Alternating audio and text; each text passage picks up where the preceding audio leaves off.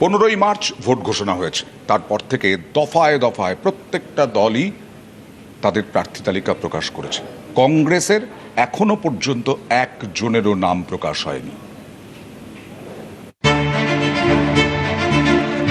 বাংলায় ভোট যুদ্ধ জোর কদমে চলছে প্রচার। তৃণমূল থেকে বিজেপি, বাম থেকে সদ্য তৈরি হওয়া আম জনতা উন্নয়ন পার্টি। ভোটারদের মন জিততে চেষ্টার কসুর করছে না কেউই।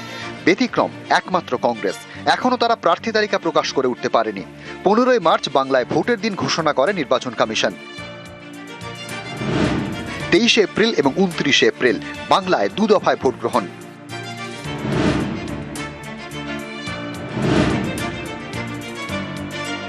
ভোটের দিন ঘোষণার পরের দিনই প্রথম দফায় প্রার্থী তালিকা প্রকাশ করে বিজেপি এবং বামেরা।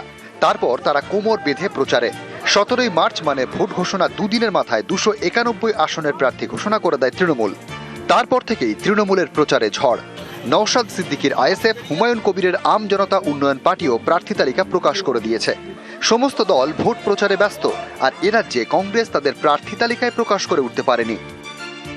দিদি আর মোদি তাদের তাড়াহুড়ো থাকতে পারে, কংগ্রেস দলের কোনো মাথা ব্যথা নেই, তাড়াহুড়ো নেই। কংগ্রেস তালিকা প্রকাশ না করলেও অধীর চৌধুরী কয়েকদিন আগেই জানিয়ে দিয়েছেন তিনি এবার বহরমপুর থেকে লড়বেন। পার্টি বলছে ভোটে দাঁড়াতে, তাই আমাকে দাঁড়াতে হবে, কিন্তু পার্টির আমি সৈনিক একটা কি করবো। আর আমি তো বহরমপুরের এমপি ছিলাম, মানে বহরমপুরের বিধায়ক প্লাস না ব্যাপারটা। আমি তো বাইরের কেউ ছিলাম না, বহরমপুরেরই এমপি ছিলাম। হ্যাঁ, অস্বস্তিতে একটা লাগবে, এতদিন একটা হয়ে এমপি ভোট করেছি, হঠাৎ করে এমএলএ ভোট করতে হয়তো হতে পারে, কারণ আমার পার্টি সেরকম চাইছে। ফলে আমি পার্টি ম্যান, পার্টি যেখানে হলো সেখানে আমাকে যেতে হবে। যদি সাধারণ মানুষ আমাকে চাই, আমি নিজেকে ভাগ্যবান বলে মনে করবো, কারণ এটা এত বড় স্বীকৃতি তো হয় না যে মানুষ চাইছে তাই কেউ দাঁড়াচ্ছে। এটা একটা, আমি মনে করি একটা রাজনৈতিক জীবনে এটা আমার কাছে একটা নোবেল পুরস্কার পাওয়ার মতন ব্যাপার।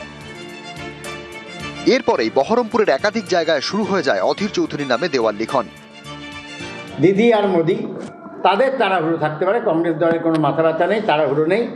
তার কারণ কংগ্রেস দলের নেতারা সারা বছর মানুষের সঙ্গে থাকে, সৎভাবে থাকে, তারা কোনো দুর্নীতির সঙ্গে যুক্ত থাকে না।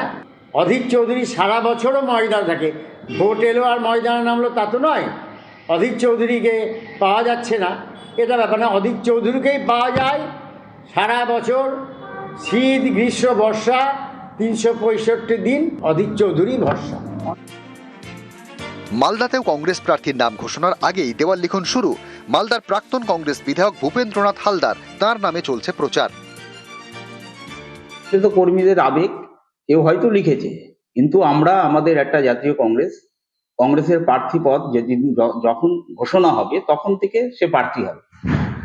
এখন যদি কোনো কর্মী আবেগবশত লিখে ফেলে, সেটা তো কর্মীর আবেগকে তো আমরা ভাবাবেগকে তো আঘাত করতে পারি না। তবে এটা ঠিক নয় যে যেহেতু প্রার্থী পদ যেদিন ঘোষণা করবে আমাদের এআইসিসি, সেদিন থেকে সে প্রার্থী হবে। উত্তর দিনাজপুরের চোপড়া, দিন কয়েক আগে তৃণমূল ছেড়ে কংগ্রেসের হাত ধরেছেন জাকির আবেদিন।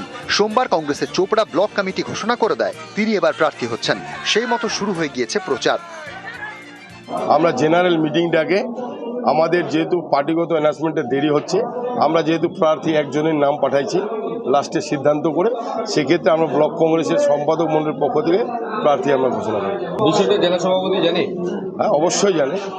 আমি সবুজ সংকেত না পাইলে আমরা এটা প্রার্থী ঘোষণা করতে পারি? আমার উপরে যে আস্থার ওনারা রেখেছেন না, আমি সে দায়িত্বটা একবারে অক্ষরে অক্ষরে পালন করার চেষ্টা করবো। দলে থাকবো, দলে লড়াই করবো এবং মানুষের আপদ বিপদে পাশে থাকবো সবসময়। নিউজ 18 বাংলা। আমি